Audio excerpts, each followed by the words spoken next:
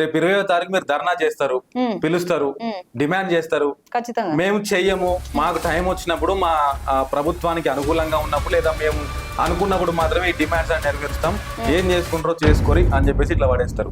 ఏం చేస్తారు అప్పుడు? అక్కడికి వచ్చి చెప్తారా మాట అంటారు వాళ్ళు. మీ డిమాండ్లు మీరు రేపు ధర్నా చేసినా కూడా పట్టించుకున్నట్టే ఉంటారేమో తర్వాత కూడా. వాళ్ళు పట్టించుకోరు, అది మాకు తెలుసు. ఇప్పుడున్న విద్యాశాఖ మంత్రి కూడా రాడు, అది కూడా తెలుసు.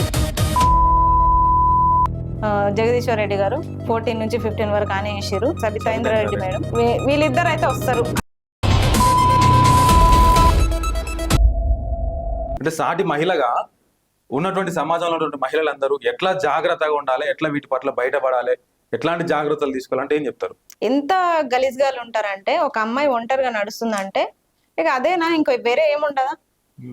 వస్తావా అనే మాట తప్ప ఇంకొకటి రాదు. ఒక అమ్మాయి ఒంటరిగా నడుస్తుందంటే అర్ధరాత్రి అయినా ఏదైనా, మొన్న ఆ మేడం పట్టించింది కాదు, 100 డయల్ ఎవరికైనా ఉంటది, చేయాలి.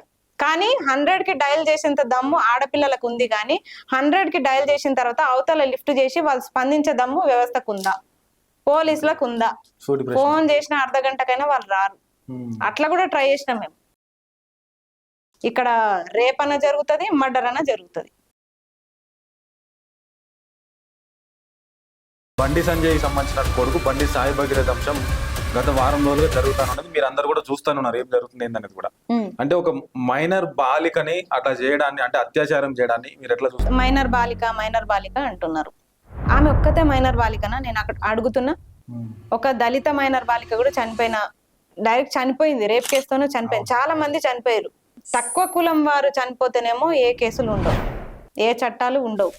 కానీ ఉన్నత వర్గాలు ఏం చేసినా అది సెన్సేషనలే. వాళ్ళు నడిచినా సెన్సేషన్. ఇప్పుడు వాళ్ళిద్దరు మంచిగా ఉన్నప్పుడు ఏ కేసు కాలే. ఇప్పుడు వాళ్ళిద్దరి మధ్య ఏ గొడవ వచ్చిందో తెలియదు. అప్పుడు హనీ ట్రాపులు జరుగుతాయి. వాళ్ళ శవాల మీద మేము కూర్చున్నాము, మేము బాగుంటే చాలు, మా పిల్లలు బాగుంటే చాలు. తప్పు చేసిండు, తప్పు చేసినప్పుడు ఆయననే చెప్తున్నాడు కొడుకు తప్పు ఉంటే శిక్షించండి అని. అంత ధైర్యంగా ఏ తండ్రి కూడా చెప్పండి నాకు తెలిసి. ఇప్పుడు ఇంకొకటి ఏం జరుగుతుందంటే, ఇక్కడ భగీరథ్ తప్పు చేసిండు, బండి సంజయ్ కాదు కదా. బండి సంజయ్ మీద పోక్సో కేసు అయినట్టు ఈ న్యూస్ లేంది. అంటే మీ లక్ష్యం కూడా అదేనా, నిరుద్యోగుల కోసం పోరాడినట్టు చేసి చివరికి పార్టీలో జాయిన్ కావడం? అస్సలు కాదు. ఎందుకైతుంది? మీరు అంటున్నారు కదా, ఇప్పుడు వాళ్ళు ఎవరో చెప్పారని మీరు అంటున్నారు కదా. ఇన్ని రోజులు ఏమంటారంటే అసలు ఆస్మా ఆస్పిరెంటే కాదు, నిరుద్యోగుల పక్షాన రాజకీయాల్లోకి పోవడానికి కొట్లాడుతున్నది. ఎట్లా కాదు అసలు ఆస్పిరెంట్ ఎట్లయితది? ఆ వెనకాల ఎవరో రాజకీయ నాయకులు ప్రోద్బలంతో నడిపిస్తున్నారు అంటున్నారు. కాదు, నేను పోయిన వెరిఫికేషన్ కి ఇవన్నీ అడిగిన వాళ్ళకే అవన్నీ సర్టిఫికెట్లు పంపిస్తే మూసుకొని కూర్చున్నారు. అవన్నీ వచ్చిన కాడికల్లా ఇంటర్వ్యూ లెక్క ప్రతి దగ్గరికి తీసుకురాలేం కదా. అంటే ఒకవేళ నిరుద్యోగులు ఇప్పుడు 2 లక్షల మందికి ఉద్యోగాలు రావాలి. ఇప్పుడు నేను కూడా అడగను, నేను కూడా సైలెంట్ గానే ఉంటా. ఒప్పుకుంటారా? అప్పుడైనా అస్మా అమ్ముడు పోయిందని అంటారు కదా. వాళ్ళ గవర్నమెంట్ లో ఉన్నప్పుడు వాళ్ళకి మీరు వత్తాసు పలికినట్టు కదా. మరి ఎవరికి? ఇప్పుడు వాళ్ళ గవర్నమెంట్ లో ఉన్నప్పుడు మేము ఉద్యోగాలు ఇచ్చినామని చెప్పుకుంటారు. మీరు అదే సభలో మీరు నిలబడి మీరే అడిచారని చెప్పేసి చెప్పగలుగుతారా? ఎందుకు? వాళ్ళే ఇచ్చిరు కదా. 60,000 ఉద్యోగాలు ఇచ్చింది వాళ్ళే కదా. మరి అంటే బీఆర్ఎస్ అన్ని నోటిఫికేషన్, అవును, నోటిఫికేషన్లు ఇచ్చింది వాళ్ళే, ఫిల్అప్ చేసింది వీళ్ళు. సగం 100% 60,000 ఉద్యోగాలు బీఆర్ఎస్ ఇచ్చింది. నియామక పత్రాలు మాత్రమే కాంగ్రెస్ పార్టీ ఇచ్చింది. చెప్తున్నా కదా. నమస్తే, వెల్కమ్ టు విశ్వం టీవీ. నేను మీ జర్నలిస్ట్ ఉదయ్. తెలంగాణ రాష్ట్రం 3 నినాదాల మీద ఏర్పాటైంది: నీళ్లు, నిధులు, నియామకాలు. సో నీళ్ల విషయానికి వస్తే ఇంకా అక్కడో ఇక్కడ అడప జరుగుతూనే ఉన్నది. ఇక నిధుల విషయానికి వస్తే కూడా ఇంకా అది ఎటు తేలినటువంటి పరిస్థితి. నియామకాల గురించి ఒక్కసారి మాట్లాడుకుంటే గనక ఇప్పటి వరకు కూడా 12.5 సంవత్సరాల తెలంగాణలో కూడా నియామకాల కోసం ఇంకా కొట్లాడుతూనే ఉన్నారు. ఆ రోజు తెలంగాణ కోసం ఎట్లాగైతే ఉద్యమం జరిగిందో ఇవాళకి కూడా నియామకాల కోసము అట్లనే ఉద్యమం జరుగుతూ ఉన్నది. సో మరి ఎక్కడికి పోయిన నియామకాలన్నీ, ఎవరిచ్చిర్రు హామీలు, ఎందుకు ఇచ్చిండ్రు హామీలు, ఏం జరుగుతూ ఉన్నది, జాబ్ నోటిఫికేషన్ విషయం ఏంది? సో ఇట్లాంటి విషయాలన్నిటి పట్ల ప్రతిరోజు కూడా సభలు సమావేశాలు నిర్వహిస్తూనే ఉన్నారు నిరుద్యోగులు. సో దాంట్లో భాగంగానే నేను కొన్ని పాయింట్స్ చెప్తా చూడండి. తక్షణమే ప్రభుత్వ ఉద్యోగ వయో పరిమితిని 46 సంవత్సరాలకు పెంచుతూ జీవో 30ని కొనసాగించాలి. ఇది చూడండి ఒకసారి ఎట్లా ఉన్నదో. రెండోది, జూన్ 2 లోపు ఖాళీగా ఉన్న ఉద్యోగ నోటిఫికేషన్లన్నింటినీ కూడా విడుదల చేయాలంటూ ఇట్లా ఒక 4-5-6 డిమాండ్లు నా ముందున్నవి. సో ఈ డిమాండ్లన్నీ కూడా నిరుద్యోగ చేసి నేతలందరూ కూడా ప్రెస్ మీట్ పెట్టి వీటిని ఖచ్చితంగా అమలు చేయాల్సిందే, నిరుద్యోగులకు మీరందరూ న్యాయం చేయాల్సిందని చెప్పేసి ప్రెస్ మీట్ పెట్టి మాట్లాడినారు. మాట్లాడటమే కాదు, రేపు 20వ తారీఖు నిరుద్యోగ ఆవేదన సభ పేరుతోనే పెద్ద ఎత్తున ధర్నా చౌక్ దగ్గర ధర్నా కూడా నిర్వహించబోతా ఉన్నారు. సో మాట్లాడుతాం ఇదే విషయానికి సంబంధించి తెలంగాణ నిరుద్యోగ జేఏసీ నాయకురాలు ఆస్మా ఉన్నారు. వారితో మాట్లాడి అసలు వీళ్ళ డిమాండ్స్ ఏంటి, ఎందుకు ఈ 6 పాయింట్స్ పెట్టాల్సి వచ్చింది, దీని వెనకాల ఉన్నటువంటి విశేషాలు ఏంటి, సో ఏం జరుగుతున్నది తెలంగాణ నిరుద్యోగులకు ముఖ్యంగా, సో హామీలు ఇచ్చిన నాయకులు ఎక్కడ పోయినరు, ఎందుకు ఉద్యోగ నియామకాలు ఇప్పటికి కూడా జరగడం లేదు, మాట్లాడుతూ మారుతోనే ఇక డైరెక్ట్ మనం పాయింట్ లోకి వెళ్దాము. So age relaxation and job notification మీద చాలా వరకు ఉద్యమాలు జరుగుతూనే ఉన్నాయి, మాట్లాడుతూనే ఉన్నారు. సో దాంట్లో భాగంగా మొట్టమొదటి ఏంటి అని అంటే ఉద్యోగ పరిమితిని 46 సంవత్సరాలకు పెంచుతూ జీవో నెంబర్ 30ని సవరించాలని చెప్పేసి మాట్లాడారు. ఏంది దాని ఉద్దేశం ఏంటి? దాని ఉద్దేశం ఏంటంటే గత ప్రభుత్వంలో 10 సంవత్సరాలు తెలంగాణ రాష్ట్రం వచ్చిన తర్వాత, ఏర్పాటు అయిన తర్వాత నియామకాలే ప్రధాన ఎజెండా. కానీ ఆ నియామకాలు కొన్ని కారణాల వల్లనో ఎట్లనో వాళ్ళు కూడా లేట్ చేశారు. బీఆర్ఎస్ గవర్నమెంట్ లేట్ చేశారు. మళ్ళీ దట్టు దాంట్లోనే 2 సంవత్సరాలు కరోనా పాండమిక్ వచ్చేసింది. అట్లా మొత్తం 12 సంవత్సరాలు మనం నష్టపోయినాం కాబట్టి వాళ్ళు ఏం చేశారు, 34 ఏజ్ ని వాళ్ళు 46 కి పెంచారు.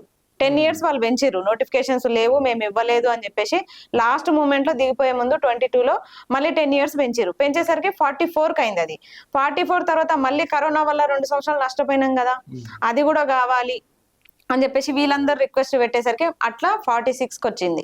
అది జీవో నంబర్ 30. అయితే ఇది మొన్న ఫిబ్రవరి 8కి, ఈ ఇయర్ ఫిబ్రవరి 8కి ఆ జీవో పీరియడ్ అయిపోయింది అన్నట్టు. అయిపోయిన తర్వాత దాన్ని సవరించి కొత్త నోటిఫికేషన్లు ఇవ్వాలి. వీళ్ళు ఏం చేశారంటే 34కే పెట్టేసి ఇక డైరెక్ట్ గ్రేడ్ 2 నోటిఫికేషన్ పొల్యూషన్ బోర్డులో నోటిఫికేషన్ ఇచ్చేసారు టీజీపీఎస్సీ ద్వారా. ఇవ్వడం వల్ల చాలా మంది అభ్యర్థులు నష్టపోతున్నారు. ఎందుకంటే అటు 12 సంవత్సరాలు చదువుకున్నారు. 12 సంవత్సరాలు తెలంగాణ వచ్చిన తర్వాత 12 సంవత్సరాలు చదువుకున్నారంటే తెలంగాణ కోసం కొట్లాడిన, అప్పుడు 30 సంవత్సరాల లోపు ఉన్న వాళ్ళు కొట్లాడిరు అంటే ఇప్పుడు వాళ్ళకి 40 సంవత్సరాలు నిండినాయి కదా, 42 సంవత్సరాలు వచ్చినాయి కదా. అట్లాంటి వాళ్ళకి మీరు, ఉద్యమకారులకి మీరు ఇల్లు ఇస్తాము, జాగా ఇస్తాము, అది ఇస్తాము, ఇది ఇస్తాము, భద్రత కల్పిస్తామని చెప్పిన మీరు వాళ్ళని పట్టించుకుంటలేరు. పోనీ ఉద్యోగాలన్న నోటిఫికేషన్లు ఇస్తే వాళ్ళు అట్లిట్లనో చదువుకొని డాక్టరేట్లు పొందిన వాళ్ళు ఉన్నారు, పిహెచ్డీలు చేసిన వాళ్ళు ఉన్నారు, దాంట్లో కూడా మేధావులు చాలా మంది ఉన్నారు. ఇప్పుడు అందరికి ఎమ్మెల్సీ పదవులు, సెక్రటరీలు, ఈ గ్రంథాలయ చైర్మన్లు రావు కదా, డైరెక్ట్ వాళ్ళు చదువుకొనే జాబ్ కొట్టుకోవాలి. కాబట్టి వాళ్ళు ఏం చేస్తున్నారు, ప్రిపరేషన్ లోనే కూర్చున్నారు. 12 సంవత్సరాల నుంచి నేను చూస్తున్న ఉస్మానియా లైబ్రరీలో, నేను చూసిన అశోక్ నగర్ లైబ్రరీలో, అందరు చిక్కడపల్లి లైబ్రరీలో అందరు కూడా 12 సంవత్సరాల నుంచి చదువుకే పరిమితమై ఆ కుర్చీల నుంచి లేవకుండా చదువుకున్న నిరుద్యోగులు చాలా మంది ఉన్నారు. మరి అట్లాంటి వాళ్ళకి ఏజ్ రిలాక్సేషన్ ఇవ్వకుండా వాళ్ళ జీవితాల మీద కొడుతున్నారు. వాళ్ళ పరిస్థితి ఎంత దారుణంగా ఉందంటే, ఒక గ్రూప్ చేసుకున్నారు, ఏజ్ రిలాక్సేషన్ పెంపుదలకి గ్రూప్ అని చేసుకున్నారు. నన్ను రీసెంట్ గా యాడ్ చేసిరు, కానీ ఎవరెవరైతే 34 క్రాస్ అయిపోయారో వాళ్ళంతా జాయిన్ అయిపోయారు. దాంట్లో ఒక 3 గ్రూపులు నిండిపోయినాయి. అంటే వాళ్ళు బయటికి వచ్చి చెప్తే మా ఏజ్ అయిపోయిందని ఎక్కిరిస్తారు, పిల్లనియ్యరు. మళ్ళా పెళ్లిళ్ళు కాని చాలా మంది ఉన్నారు. 38, 39, 40 ఇయర్స్ వచ్చినా జాబ్ కొట్టే చేసుకోవాలని పట్టుదలతో ఉన్న వాళ్ళు చాలా మంది ఉన్నారు. అట్లాంటి వాళ్ళు ఏమైందంటే ఏజ్ చెప్తే మాకు పిల్లనివ్వరు, మళ్ళా నన్ను ఇంత ఏజ్ ఉందా అని ఎక్కిరిస్తారు అన్నట్టు ఎవ్వరు కూడా చెప్పుకోకుండా లోపల ఉండిపోయి నాలాంటి వాళ్ళకి ఫోన్లు చేస్తున్నారు. చెల్లెమ్మా నువ్వు మాట్లాడు, చెల్లెమ్మా నువ్వు మాట్లాడు. అన్ని సమస్యలు ఇది కూడా ఒక సమస్య. 100% మాట్లాడతాం. మేము మా అన్నల కోసం మీరు అంత కొట్లాడి మాకు తెలంగాణని తెచ్చిర్రు, ప్రత్యేక రాష్ట్రాన్ని తీసుకొచ్చిర్రు, మరి మేమెందుకు మాట్లాడడం? ఖచ్చితంగా మాట్లాడతాం. అట్లానే ఇందులో భాగంగానే ఏజ్ రిలాక్సేషన్ ని పెంచి మీరు నోటిఫికేషన్ ఇవ్వాలనేది మా ప్రధాన డిమాండ్. లేకపోతే నోటిఫికేషన్లు వద్దు. మా సీనియర్స్ మాకంటే ముందు తెలంగాణ రాష్ట్రం కోసం కొట్లాడిన వాళ్ళకే ఉద్యోగాల కల్పనలో మీరు వెనుకబడిపోతున్నారు. ఇంకా మాకేం కల్పిస్తారు మీరు? అంటే వాళ్ళ జీవితాల మీద కొట్టి మాకు ఉద్యోగాలు వస్తాయన్న స్వార్థంతో మేము ముందుకెళ్ళాలా? మీరు మా గురించి ఆలోచిస్తలేరేమో, కానీ మేము మా తోటి నిరుద్యోగుల గురించి ఆలోచిస్తాం. అట్లా ఖచ్చితంగా ఏజ్ రిలాక్సేషన్ పెంచే ఇవ్వాలని చెప్పేసి మా డిమాండ్. ఓకే, అంటే 46 ఇయర్స్ వరకు పెంచాలి. అయితే ఒకసారి తెలంగాణ వచ్చిన దగ్గర ఇంకొకటి, ఇప్పుడు గ్రేడ్ 2 నోటిఫికేషన్ ఇచ్చిరు కదా పెంచకుండా, అది రద్దు చేయాలి. రద్దు చేయకపోతే టీజీపీఎస్సీ బోర్డు ముట్టడి జరుగుతుంది. ఇప్పుడు నెక్స్ట్ సీఎం ఇల్లు కూడా ముట్టడి జరుగుతుంది. అది రద్దు చేయకపోతే మాత్రం, ఆల్రెడీ అప్లికేషన్ స్టార్ట్ అయినాయి అవి, మీరు అది రద్దు చేయకుండా ఇది పెంచి ఏజ్ రిలాక్సేషన్ పెంచి అది తీసుకోవాలి. లేకపోతే మాత్రం రద్దు చేయాల్సిందే అది. ఓకే, అది మాత్రం వినం. రైట్. అంటే ఇక రెండో డిమాండ్ కూడా చూస్తే జూన్ 2వ తారీఖు లోపు ఉన్న ఉద్యోగ ఖాళీలన్నీ కూడా భర్తీ చేయాలని చెప్పేసి ఒక డిమాండ్ పెడతా ఉన్నారు. అంటే ఏ ప్రభుత్వం చూసినా కూడా, ఈవెన్ ఉమ్మడి ఆంధ్రప్రదేశ్ లో కావచ్చు, తెలంగాణ వచ్చిన తర్వాత కూడా కావచ్చు, ప్రభుత్వ ఉద్యోగాల మీదనే ఆధారపడి ప్రభుత్వ ఉద్యోగాలు అందరికి ఇవ్వాలంటే మాకు సాధ్యం కానటువంటి పని. సో కాబట్టి కొంతమంది ప్రైవేట్ రంగం వైపు వెళ్ళాలి అని చెప్పేసి చాలా ప్రభుత్వాలు చెప్పినటువంటి పరిస్థితి. సో అట్లాంటి సందర్భంలో నిరుద్యోగులు ఇంకా ఎన్ని రోజులను కొట్లాడతారు? ప్రత్యామ్నాయ మార్గాలు కూడా వెతుక్కోవచ్చు కదా అంటున్నారు. ఏమంటారు? ఖచ్చితంగా మీరు 2 లక్షల ఉద్యోగాలు ఇవ్వండి. ఇచ్చిన తర్వాత రానోళ్ళు మిగతా 28 లక్షల మంది ఉంటాం కదా, వాళ్ళందరం కూడా ప్రైవేట్ జాబ్ చూసుకుంటాం. మీరు ఏడాదిలోపే 2 లక్షల ఉద్యోగాలు అన్నారు. 5 ఏళ్ల లోపు ఎన్ని ఉద్యోగాలు ఇవ్వాలి? 10 లక్షల ఉద్యోగాలు ఇవ్వాలి. మీరు 5 ఏళ్ల లోపు 10 లక్షల ఉద్యోగాలు మాకు బాకీ. సంవత్సరానికి 2 లక్షలు, సంవత్సరానికి 5 సంవత్సరాలు ఎన్ని రావాలి? మాకు 10 లక్షల ఉద్యోగాలు మాకు రావాలి. అంటే నిరుద్యోగం సగం శాతం తగ్గుతుండే తెలంగాణలో. కానీ మీరు అసలుకే గతి లేదు. ఇక మొత్తం ఏడిస్తారు. ఇక మీరు ఇంకొకటి జూన్ 2కే మేము ఎందుకు పెట్టినామంటే, ఆ రోజు అన్ని రకాల జెండాలు, అన్ని రంగుల జెండాలు ఆ రోజు ఎగురుతాయి. మేము సాధించుకున్నాం తెలంగాణని, మేము ఇచ్చినాం తెలంగాణ అని 3 రంగుల జెండాలు, మేము తెచ్చినాం తెలంగాణ అని ఇక్కడ ఒక జెండా. ఇప్పుడు మేమంతా కొట్లాడితే వచ్చిందని లెఫ్ట్ సంఘాలు అందరు కూడా జెండాలు ఎగరేస్తారు. మరి మీరు ఇన్ని రకాల జెండాలు ఎగరేస్తున్నారు, దాంట్లో పువ్వులు పెట్టి ఎగరేస్తున్నారు, కరెక్టే. కానీ ఎవరి మొహాల్లో సంతోషం ఉంది చెప్పండి? తెలంగాణలో ఎవరు సంతోషంగా వాళ్ళ కళ్ళల్లో ఆనందంతో జెండాలు ఎగరేస్తున్నారు? ఆ రోజు తెలంగాణ రాష్ట్రాన్ని తెచ్చుకున్నాం మనం అని చెప్పేసి ఎంతమంది ఇప్పటికీ, మేమనే కాదు ప్రజలంతా సుఖంగా ఉన్నారా ఈ ప్రభుత్వాల వల్ల? గత ప్రభుత్వమైనా ఈ ప్రభుత్వమైనా 6 గ్యారంటీలు అని చెప్పి మోసం చేసి ఈరోజు 10 సంవత్సరాల ప్రభుత్వాన్ని పడగొట్టి ఈరోజు నిరుద్యోగుల వల్ల, ప్రధాన పాత్ర వహించిన నిరుద్యోగుల వల్ల ఈరోజు కాంగ్రెస్ పార్టీ వచ్చింది. మరి 6 గ్యారంటీలలో అందరు ప్రజలు ఇబ్బంది పడుతున్న వాళ్ళే ఉన్నారు. ఆ రోజు సరే తెలంగాణ రాష్ట్రం వచ్చిందని చెప్పేసి అందరు ఫ్రీ బస్ ఎక్కి తిరగలేరు కదా. ఒక ఫ్రీ బస్ ఇస్తే అయిపోయిందా? అందరు తిరగలేరు కదా. మరి పురుషులకు అన్యాయమే కదా అది. ఎక్కడ తెలంగాణ రాష్ట్రాన్ని మేము సుఖంగా జరుపుకోవాలో చెప్పండి. అందుకే మేము ఆ రోజు డెడ్ లైన్ పెట్టినాము. మేము నిజంగా ఆ రోజు హ్యాపీగా మాకు రాష్ట్రం వచ్చిందని మేము సంతోషంగా మా తెలంగాణ రాష్ట్రంలో మేము మా సంతోషపు జెండా ఎగరేయాలని మేము అనుకుంటున్నాము. మీరు గత 12 సంవత్సరాల నుంచి ఇదే జరుగుతుంది. ఏడుపుగొట్టు మొక్కలు పెట్టుకొని ఆ రోజు ఒక స్టేటస్ పెట్టుకుంటాం మా అంటే, అంతకు మించి ఒరిగేది ఏముంది? పక్క రాష్ట్రాలు అభివృద్ధి చెందుతున్నాయి, మన నుంచి విడిపోయి వాళ్ళు రోజు రోజుకి డెవలప్మెంట్ ఉంది. 3 గ్రూప్ 1లు నిర్వహించుకున్నారు, రకరకాల జీవోలు రద్దు చేసి జంబో నోటిఫికేషన్లు ఇస్తున్నారు. ఇక్కడ ఎందుకు ఇస్తలేరు? మెగా డిఎస్సీలు ఇస్తున్నారు. వాళ్ళు ఎన్ని నోటిఫికేషన్లు విడుదల చేస్తున్నారు, నిరుద్యోగులకు న్యాయం చేస్తున్నారు. మరి మీరెందుకు ఇస్తలేరు? ఓకే, ఇదే విషయానికి సంబంధించి గతంలో ప్రతిపక్షంలో ఉన్నటువంటి బల్మూర్ వెంకట్ కావచ్చు, అద్దంకి దయాకర్ కావచ్చు, రియాజ్ సార్ కావచ్చు, ఇట్లాంటి కొంతమంది నిరుద్యోగుల పక్షాన నిలబడ్డారు, కొట్లాడినరు, కలబడ్డారు. ఇప్పుడు వాళ్ళందరూ కూడా మాట్లాడుతూ ఏమంటారు, కాస్త సమయం వేయండి మా ప్రభుత్వానికి, నిన్న మొన్ననే కదా మేము వచ్చింది, గతంలో మొత్తం సర్వనాశనం చేసిపోయి ఉన్నటువంటి ప్రభుత్వం, మాకు కాస్త సమయం ఇవ్వండి, ఏసే టైంకి వేస్తూనే ఉంటాం అని చెప్పేసి మీకు అప్పీల్ చేస్తా ఉన్నారు. సరే మంచిది, ఏసే టైంకే వేస్తాము అన్నప్పుడు మీ వినతిని మేము స్వీకరించినాము. మరి నిరుద్యోగులు ఏజ్ రిలాక్సేషన్ అయిపోతుంది, మరి వాళ్ళ వినతిని ఎవరు స్వీకరించాలి?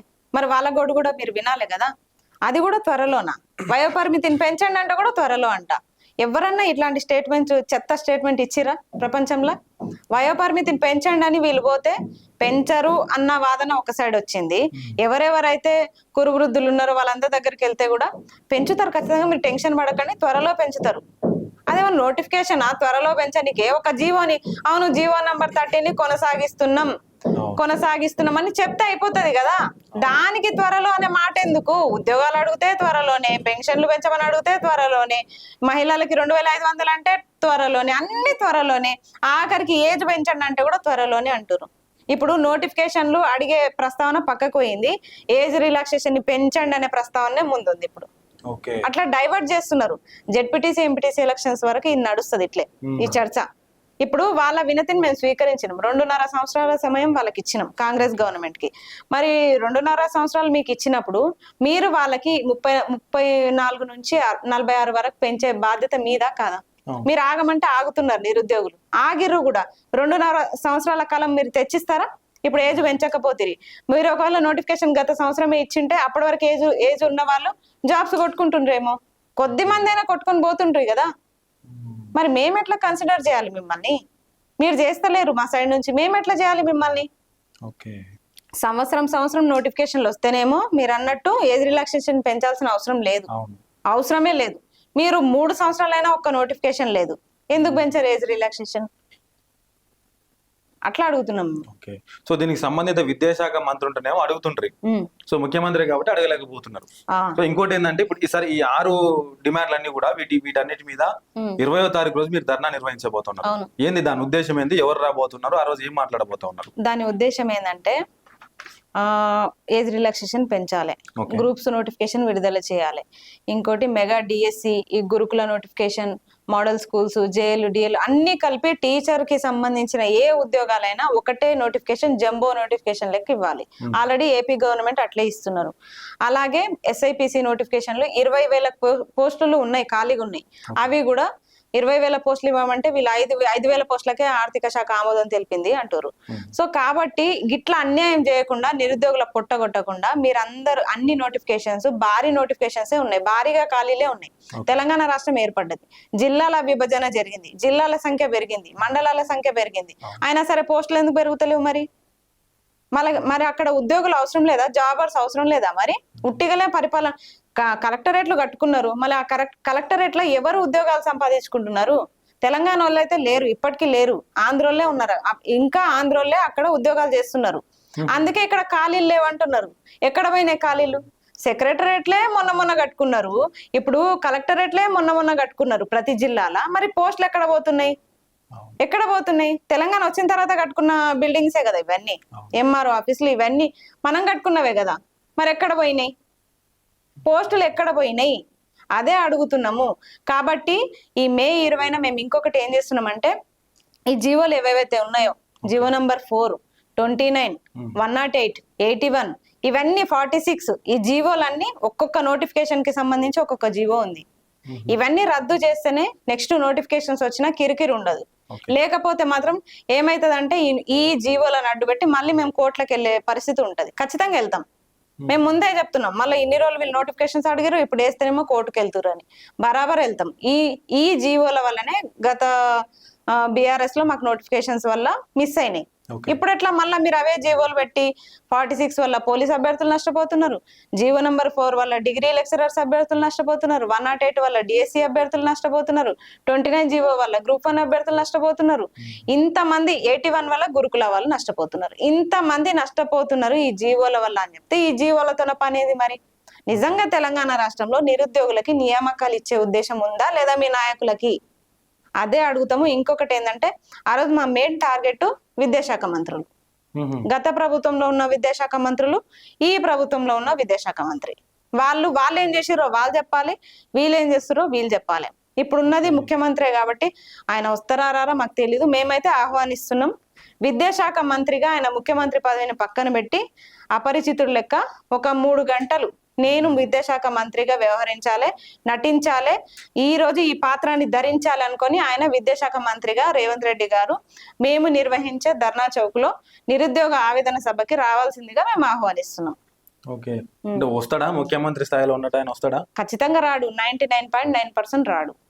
1% ఏ మాత్రం నిజంగా నేను పాలమూరు బిడ్డనే, నిరుద్యోగుల వల్లనే నేను గెలిచినా ఖచ్చితంగా మీకు అందరికి నేను న్యాయం చేస్తా అని ఆయన అనుకుంటే ఖచ్చితంగా వచ్చి మాకు మాట ఇస్తాడు. కానీ మీ ధైర్యం ఏంది అసలు? ఇవాళ 20వ తారీఖు రోజు సభ పెడతా అంటున్నారు. ఇంకా ఇంత ముందు కూడా మీకంట ముందు చాలా మంది నిరుద్యోగుల గురించి మాట్లాడిన వాళ్ళు హేమీలు ఉన్నారు. సో వాళ్ళందరితో కానీ అసలు మీతో ఏమైతుంది అంటే ఏమంటారు? ఖచ్చితంగా అవుతుంది. ఎందుకంటే నాతో ఏమైతుంది అని చెప్పేసి అంత భయపడుతున్నారు. పర్మిషన్లతో పెట్టుకునే సభలకి పోలీస్ బలగాలు ఎందుకు? మరి ఎవరిని కట్టుదిట్టం చేయండి అస్మానే ఎందుకు చేస్తున్నారు? ఎక్కడనో రాహుల్ గాంధీ వికారాబాద్ పోతే ఇక్కడ అస్మాన్ ఎందుకు బంధిస్తున్నారు? ఎందుకు? మరి భయం ఎందుకు? వదిలేయండి స్వేచ్ఛగా. నన్ను ఏదైనా ఒక్కరితోనే స్టార్ట్ అవుతుంది. వాళ్ళు సాకలైలమ్మ ఒక్కతే తరిమి తన్నలేదా? ఇప్పుడు ఝాన్సీ రాణి ఒక్కతే కొట్టలేదా? పరిగెత్తించలేదా? రజియా సుల్తానా కూడా ఒక్కతే. వెనకాల ఎవరున్నారని మేము చూసుకోం. ఫస్ట్ మేము ఎంత ధైర్యంగా ఉన్నాం అనేది మాకు ఇంపార్టెంట్. అట్లాంటి వాళ్ళే నాకు ఆదర్శం. ఖచ్చితంగా నేను ఒక్కదాన్ని అయితే వెళ్తా, వెనకాల చాలా మంది వస్తారు. కానీ వెనకాల ఎంతమంది ఉన్నారని తిరిగి చూసుకొని అయితే నేను పోను. ఫస్ట్ నేను పోతా అంతే. ఓకే, సో అట్లా ఇవాళ మీతో పాటు కూడా చాలా మంది నిరుద్యోగ సంఘాలు ఉన్నాయి. సో అవన్నీ ఒక్క తాటి మీదకి వచ్చి కొట్లాడితే ఇంకా ఎఫెక్టివ్ ఉంటది కదా అనేది ఒక క్వశ్చన్ అయితే. రెండోది మీ మీద ఉన్న విమర్శ ఏంటంటే, నిన్న మొన్న కూడా కవిత కొత్తగా పెట్టినటువంటి టిఆర్ఎస్ పార్టీ ఉంది కదా, కవిత పక్కన కూడా కూర్చొని ఒక ప్రెస్ మీట్ లో మీరు మాట్లాడినటువంటి సందర్భం. సో అట్లా మీరు పార్టీ మీటింగ్ లకు పోవడానికి కూడా కొంతమంది అంటే వేరే రకంగా చూస్తా ఉన్నారు. ఒక పార్టీకి అమ్ముడు పోయిందా, ఏంది అసలు ఏం జరగబోతుంది అనేది కూడా మిమ్మల్ని అడగమన్నారు. ఏం చెప్తారు వాళ్ళకి? ఇప్పుడు నేను ఏమంటున్నా అంటే అందరూ ఏకదాటిగా చేయాలంటే ఇప్పుడు నేను రాసేది టీచర్ ఆస్పిరెంట్ నోటిఫికేషన్. నా జీవోలు, నా ఫీజులు ఎంత, అసలు ఫ్రీగా పెడతా అన్న ఎగ్జామ్ ఇప్పుడు 1500 1000 వసూలు చేసి పెడుతున్నారు. నా బాధ నాది. గన్ని వేలు కట్టాలి. ఒక నెలకి టెట్ నోటిఫికేషన్ వస్తుంది, ఇంకో నెలకి యూజీసీ నెట్ వస్తుంది, ఇంకో నెలలో సెట్ నోటిఫికేషన్ వస్తుంది. ఇట్లా 1500 ఈ రూమ్ రెంట్లు ఇవన్నీ కట్టేది నేను. ఆ బాధ నాకు తెలుసు. నావి కట్టుకోవాలి, మళ్ళీ మా చెల్లెవి కట్టాలి. 3000 ఎగ్జామ్ ఫీజులకే పోతున్నాయి, ఇక్కడ 4000 రెంట్లకే పోతున్నాయి. మళ్ళీ మేము తినేదెంత, చేసేదెంత, ఇదంతా నాకు క్లెమ్జీగా ఉంది. ఇదంతా బాధ నాది, నాకు తెలుసు. అసలు మళ్ళా 1:2లో వచ్చి మిస్ అయిపోయి త్రుటిలో ఈ వెరిఫికేషన్ పోయి గింత అంతా అయిపోయిన తర్వాత నాకు జాబ్ మిస్ అయ్యి ఆ లిస్ట్ లో నేను లేకపోతే ఆ బాధ ఎట్లుంటుందో నాకు తెలుసు. రాజకీయం చేసే వాళ్ళు వేరే ఉంటారు. ఇంకొకటి కవిత పక్కన కూర్చుని అంటే కవిత పక్కన కూర్చొని నేను మాట్లాడింది రాజకీయం కాదు, నోటిఫికేషన్స్ గురించే. మరి ఆ రోజు అందరికి చెప్పినాం కదా, ప్రతి నిరుద్యోగికి చెప్పినాము. ప్రెస్ మీట్ ఉంది, నేనే పోయి పెట్టించిన ప్రెస్ మీట్. నేనే పోయి ఆ జీవో నంబర్ 4 వచ్చింది, మీరు మాట్లాడితే ఏమైనా స్పందన వస్తుందేమో. మీరే కాదు అన్ని పార్టీలు కూడా మాట్లాడాలంటే ఎవరు ముందుకు రాలే. కవితక్క ముందుకొచ్చి స్పందించి నెక్స్ట్ డేనే ప్రెస్ మీట్ పెట్టారు. అంత మాత్రం పార్టీలో కలిసినట్ట.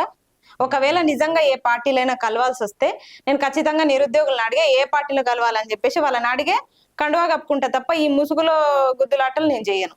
నాకు అవసరం కూడా లేదు. అంటే మీ లక్ష్యం కూడా అదేనా, నిరుద్యోగుల కోసం పోరాడినట్టు చేసి చివరికి పార్టీలో జాయిన్ కావడం? అస్సలు కాదు. ఎందుకైతుంది? మీరు అంటున్నారు కదా, ఇప్పుడు వాళ్ళు ఎవరో చెప్పారని మీరు అంటున్నారు కదా. ఏమంటారు అంటే అసలు ఆస్మా ఆస్పిరెంటే కాదు, నిరుద్యోగుల పక్షాన రాజకీయాల్లోకి పోవడానికి కొట్లాడుతున్నది. ఎట్లా కాదు అసలు ఆస్పిరెంట్ ఎట్లయితది? ఆ వెనకాల ఎవరు రాజకీయ నాయకులు ప్రోత్బలంతో నడిపిస్తున్నారు అంటున్నారు. కాదు, నేను పోయిన వెరిఫికేషన్ కి గురుకుల 1:2లో నేనున్నా, జూనియర్ లెక్చరర్ 1:2లో నేనున్నా, యూజీసీ నెట్ నేను క్వాలిఫై అయినా, టీజీ సెట్ నేను క్వాలిఫై అయినా, టీఎస్ సెట్ నేను క్వాలిఫై అయినా. ఎవరు క్వాలిఫై అయింది? చాలా మంది నిరుద్యోగులు క్వాలిఫై అయ్యారు. ఇవన్నీ అడిగిన వాళ్ళకే అవన్నీ సర్టిఫికెట్లు పంపిస్తే మూసుకొని కూర్చున్నారు. అవన్నీ వచ్చిన కాడికల్లా ఇంటర్వ్యూ లెక్క ప్రతి దగ్గరికి తీసుకురాలేం కదా.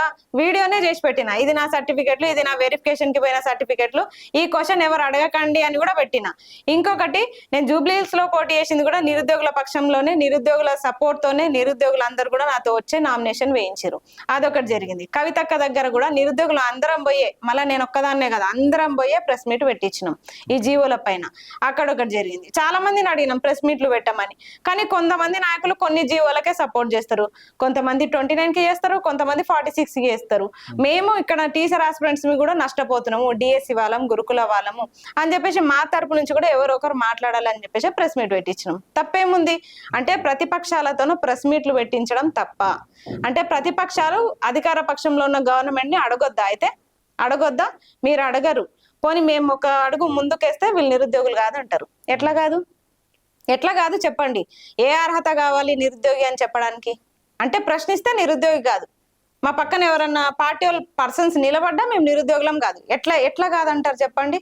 అంటే ఒకవేళ నిరుద్యోగులు ఇప్పుడు 2 లక్షల మందికి ఉద్యోగాలు రావాలి. ఇప్పుడు నేను కూడా అడగను, నేను కూడా సైలెంట్ గానే ఉంటా. ఒప్పుకుంటారా? అప్పుడైనా అస్మా అమ్ముడు పోయిందని అంటారు కదా. అమ్ముడు పోయింది ఏ పార్టీకో, అందుకే నిరుద్యోగుల గురించి మాట్లాడతలేదు అంటారు. ఒక నెల రోజులు నేను చూసిన, అట్లా నెల రోజులు సైలెంట్గా ఉన్నా. నిరుద్యోగులు అసలు చీమనెత్తురు ఉందా లేదా, అసలు ఉప్పు కారం తింటుర్రా లేదా, బయటకు వస్తలేరు, నేనెందుకు పోవాలి, నేనెందుకు కేసులు వేయించుకోవాలి అని చెప్పేసి ఏడ్చి ఆ కేసులు వేయించుకొని క్వాస్లు వేయించుకోలేక నేను ఇబ్బంది పడి 1.5 లక్షలు ఖర్చు పెట్టుకొని మళ్ళీ నేను ఇబ్బందులు పడి నేను సైలెంట్ కూర్చున్నా. నాకెందుకు రబాబీ తతంగం అని చెప్పేసి కూర్చున్నా. కేసులు అయినాయి. వీళ్ళు పెట్టించారు కాంగ్రెస్ గవర్నమెంట్. అంత పెట్టించిన తర్వాత కూడా అయినా సరే ముందుకు వస్తున్నాయి. ఏదైతే ఫస్ట్ టైం కేసు అయినప్పుడు చాలా ఏడుపు వచ్చింది, బాధ అనిపించింది. అరే కష్టపడ్డందుకు ఉల్టా కేసులు పెట్టిరు కదా, వీళ్ళని గెలిపిస్తే అన్ని పరిచయాలు ఉన్నాయి, అందరు తెలిసిన వాళ్ళే. ఎవరన్నాలే, అందరు తెలిసిన వాళ్ళే, ఎవరు కేసు పెట్టించినట్టు? అట్లయింది పరిస్థితి. తర్వాత ఇక ఆ కేసులన్నీ క్లీన్ చేయించుకొని, నా భయం అంతా అదే, కేసులు ఏమైనా ఉంటే జాబ్కి ఇబ్బంది అవుతుందో. మా సైడ్ నుంచి ఉన్న లాయర్లను అడిగినా అదే చెప్తారు. అంత ఇబ్బందులు పడి క్వాష్ చేయించుకొని అంత క్లీన్ చేసుకొని ఇప్పుడు మేము ప్రిపరేషన్ కి రెడీగా ఉండి మేము ఇది చేస్తుంటే మీరు కొత్త జీవోలు తెచ్చి ఏజ్ రిలాక్సేషన్లు పెట్టి ప్రశ్నించేటోళ్ళని నిరుద్యోగులు కాదంటే ఏం చేయాలి ఇప్పుడు? ఎవరు నిరుద్యోగులు మీరు చెప్పండి. మరి మేం కాదు కదా, ఎవరు నిరుద్యోగులు చెప్పండి? రేవంత్ రెడ్డి నిరుద్యోగ? మరి ఆయన హార్వర్డ్ యూనివర్సిటీలో 50 ఏండ్లకు పోయి చదువుకున్నారు. ఏమన్నామా? ప్రశంసించినాం. ఇంకా ఈ ఏజ్ లో కూడా చదువుతారు, గ్రేటే అన్నాం. గ్రేటే అన్నాం. ఆయనకు రాని భాష నేర్చుకున్నారు, గ్రేటే అన్నాం. ఇప్పుడు మమ్మల్ని నిరుద్యోగులు కాదంటే మరి మేము ఈ రోజు నిరుద్యోగులం కాదు కదా. మరి ఆ రోజు ఎవరైతామని చెప్పేసి ప్రచారాలకు పంపించారు, బస్సు యాత్రలకు పంపించారు. ఆ రోజు ఎవరం మేము? మీరు స్టూడెంట్స్, మీరు చదువుకున్న వాళ్ళు, మీరు నిరుద్యోగులు, మీరు అందరు ఉంటేనే నేను గెలుస్తా. మీరు 30 లక్షల మంది ఉన్నారు. ఈ 30 లక్షల మంది మీ ఇంట్లో ఇద్దరికి మీ తల్లిదండ్రులకి చెప్పండి, మొత్తం 9 లక్షల ఓట్లు మాకే వస్తాయి, 90 లక్షల ఓట్లు మాకే వస్తాయని చెప్పింది ఎవరు? ఏ అడ్డగాడిద చెప్పిండు? ఏ చదువుకున్న గాడిద చెప్పిండు? చెప్పండి. ఇప్పుడు ఎవరిని అనాలి మరి? మరి మేము పోయి చెప్తేనే కదా, మా ఇంట్లో లేచిర్రు. మరి ఆ రోజు నిరుద్యోగులు లెక్క కనిపించరు. మరి అప్పుడు గాడిద లెక్క బస్సులు ఎక్కిపోయిన వాళ్ళు, గాడిద లెక్క ఆ కాలువల పొంటి స్నానం చేసిన మగపిల్లలు ఉన్నారు. దోమలు కరుస్తున్న అట్లే నిద్రపోయిన గుళ్ళలో నిద్రపోయిన పిల్లలు ఉన్నారు. ప్రచారాలకు తిరిగిన ఆడపిల్లలు ఉన్నారు నాలాంటి వాళ్ళు. ఒక పూట ఫుడ్ ఉన్నా అట్లే ప్రచారాలు చేసి అమ్మలక్కల కాళ్ళు మొక్కి మీకు ఓట్లు వేయించిన ఆడపిల్లలు కూడా ఉన్నారు. మరి అట్లాంటి మీడియా ఛానల్స్ కూడా ఉన్నాయి. మీరు ఎవరికి న్యాయం చేసిరు? ఆ రోజు నిరుద్యోగుల లెక్క కనిపించినాము. 3 సంవత్సరాలైనా మీరు నోటిఫికేషన్స్ ఇవ్వాలి. ఇప్పుడు నిరుద్యోగుల లెక్క కనిపించట్లే. ఇప్పుడు మీరు ఉద్యోగాలు ఇచ్చినాక మేము చదవక మేము ఓడిపోయినట్ట, లేకపోతే మీకు చేతగాక 3 సంవత్సరాలైనా నోటిఫికేషన్స్ ఇవ్వక మేము ఓడిపోయినట్ట? ఎవరు నిరుద్యోగి కాదు. చదువుకున్నది మేము. మా చదువు గురించి చెప్పాలా? 5వ తరగతి మొత్తం A to Z గవర్నమెంట్ స్కూల్సే. రేవంత్ రెడ్డే కాదు, మేము కూడా గవర్నమెంట్ స్కూల్సే చదువుకున్నాం. ఉర్దూ మీడియం స్కూల్స్ మా ఏరియాలో లేక తెలుగు ఉన్న స్కూల్లోనే చదువుకున్నాం మేము. అందుబాటులో చదువు అంటే అంత పిచ్చి ఉంటేనే కదా ఎవరైనా పోయి చదువుకుంటారు. ఉర్దూ మీడియం స్కూళ్ళు లేక అందుబాటులో తెలుగు మీడియం స్కూల్లో జాయిన్ అయినాం. ఇంగ్లీష్ మీడియం స్కూళ్ళు కూడా లేవు మాకు. తెలుగు మీడియం స్కూల్లోనే చదువుకున్న అమ్మాయిలం మేము, ముస్లిం అమ్మాయిలం. పల్లెటూర్లు మావి. మళ్ళా 5వ తరగతి దాటిన తర్వాత 6వ తరగతి పోవాలంటే పక్క ఊరు ఒక 7 కిలోమీటర్లు ఉంటది. ఆ ఊరికి నడిచే పోవాలి, బస్సు సౌకర్యం ఉండదు. కాళ్ళు నొప్పులు వస్తున్నా వాగులో 4 కిలోమీటర్లు నడిచే పోవాలి. పొద్దున 4, సాయంత్రం 4, మొత్తం 8 కిలోమీటర్లు వాగు ఉంటది. ఇప్పటి లెక్క ఉంటే అప్పుడు చదవకపోతుంది నిజంగా. ఇప్పటి లెక్క జనరేషన్ ఉంటే మాత్రం చాలా మంది ఆడపిల్లలు స్వచ్ఛంగా నడుచుకుంటూ పోయేటోళ్ళం, స్వేచ్ఛగా పోయేటోళ్ళం. అట్లాంటి స్కూళ్ళలో చదువుకున్నాం. అక్కడ 10th అయిపోగానే ఫ్యాకల్టీ లేని జూనియర్ కాలేజీలలో చదివి ఇంటర్లు పాస్ అయినాం. గవర్నమెంట్ కాలేజీలలో ఫ్యాకల్టీ లేని అదే డిగ్రీ కాలేజ్లో హాఫ్ డే కాలేజ్లే, ఫుల్ డే కూడా కాదు. మళ్ళా ఫ్యాకల్టీసే లేరు. టెస్ట్ పేపర్లు చదివి 40 మార్కులు వస్తే పాస్ అవుతామంటే కష్టపడి చదివి ఆ టెస్ట్ పేపర్లు, మళ్ళీ సిలబస్ కూడా తెలియదు, చక్కగా ఆ టెస్ట్ పేపర్లు చదివి పాస్ అయిన విద్యార్థులం మేము. పరీక్షలు వస్తున్నాయని చెప్తే అప్పటిదాకా ఉపాధి హామీ పనులకు పోయి ఒక నెల రోజుల ముందు నుంచే ప్రిపరేషన్ స్టార్ట్ చేసి డిగ్రీ పాస్ అయిన విద్యార్థులం మేము కాదా. మళ్ళా ఈ కోచింగ్లు తీసుకుంటారు చాలా మంది. డిగ్రీ అయిపోగానే పీజీ ఎంట్రన్స్ కోసం ఇప్పుడైతే కోచింగ్లు తీసుకుంటారు, ఎంసెట్లవి, నీట్లవి. అయినా సరే మేము స్వచ్ఛందంగా చదువుకొని మాకు వచ్చినంతలా రానంతలా ఏదో ఒకటి స్వచ్ఛందంగా చదువుకొని నీట్లు, అప్పుడు ఎంసెట్ మాకు బైపీసీ వాళ్ళకి ఎంసెట్ లో సీటు సాధించిన వాళ్ళం మేము. మళ్ళా తర్వాత ఇది కూడా కాదు, మనకు డబ్బుతో ఖర్చు అవుతుంది, ఇదంతా డబ్బుతో కూడుకున్నది. ఎంబీబీఎస్ అంటే మనకు ఎందుకులే, బీదోళ్ళము, అసలే మన మధ్యతరగతి కుటుంబాలు, మా అమ్మ కష్టపడితేనే మేము చదువుకోవాలన్న ఉద్దేశంతో మళ్ళీ ఏదో గ్రామర్ పాడుతున్నా. పీజీ ఎంట్రన్స్ లకు కూడా మాకు ఎవరు కోచింగ్ ఇప్పియలే. ఇప్పటికీ కూడా నేను ఎక్కడ కూడా కోచింగ్ తీసుకోలే. ఎక్కడైనా చూసుకోండి. అదే నేను టీచర్ హాస్పిటల్నే కదా, రామయ్య, బాసర 2 ఉన్నాయి. వాళ్ళని అడగండి ఫ్యాకల్టీని. ఉద్యమాల కోసం మేము వాళ్ళని కలుస్తాం కానీ కోచింగ్ల కోసం ఎప్పుడన్నా పోయి వాళ్ళని కలిసినామో ఎప్పుడు కూడా నేను కోచింగ్లకు అయితే పోలే. స్వతహాగా చదువుకొని పీజీ ఎంట్రన్స్ కూడా ఒక గ్రామర్ పార్ట్ మీద నేను పీజీ ఎంట్రన్స్ లో పాస్ అయ్యి ఒక సీటు కొట్టిన విద్యార్థిని. మరి కాదని ఎట్లా చెప్తారు? ఇన్ని కష్టాలు ఉంటాయి. ఇందాక మీరు ఎంబీబీఎస్ అన్నారు కాబట్టి నీట్ ఎగ్జామ్ గురించి కూడా మిమ్మల్ని ప్రశ్న అడగాలి. దానికి పోయే ముందు రేపు 20వ తారీఖు మీరు ధర్నా చేస్తారు, పిలుస్తారు, డిమాండ్ చేస్తారు. ఖచ్చితంగా మేము చెయ్యము, మాకు టైం వచ్చినప్పుడు, మా ప్రభుత్వానికి అనుకూలంగా ఉన్నప్పుడు, లేదా మేము అనుకున్నప్పుడు మాత్రమే ఈ డిమాండ్స్ అని నెరవేరుస్తాం, ఏం చేసుకుంటారో చేసుకోరి అని చెప్పేసి ఇట్లా పడేస్తారు. ఏం చేస్తారు అప్పుడు? అక్కడికి వచ్చి చెప్తారా మాట అంటారు వాళ్ళు. మీ డిమాండ్లు మీరు రేపు ధర్నా చేసినా కూడా పట్టించుకున్నట్టే ఉంటారేమో తర్వాత కూడా. వాళ్ళు పట్టించుకోరు, అది మాకు తెలుసు. ఇప్పుడున్న విద్యాశాఖ మంత్రి కూడా రాడు, అది కూడా తెలుసు. పాతవి ఎవరైనా ఉన్నారో వాళ్ళు, జగదీశ్వర్ రెడ్డి గారు 14 నుంచి 15 వరకు ఆయన చేసారు. తర్వాత ఈమె సబితా ఇంద్రారెడ్డి మేడం వీళ్ళిద్దరు అయితే వస్తారు అని అనుకుంటున్నా. ఎందుకంటే ఓపెన్ ఛాలెంజింగ్ గా వాళ్ళు చెప్తారు.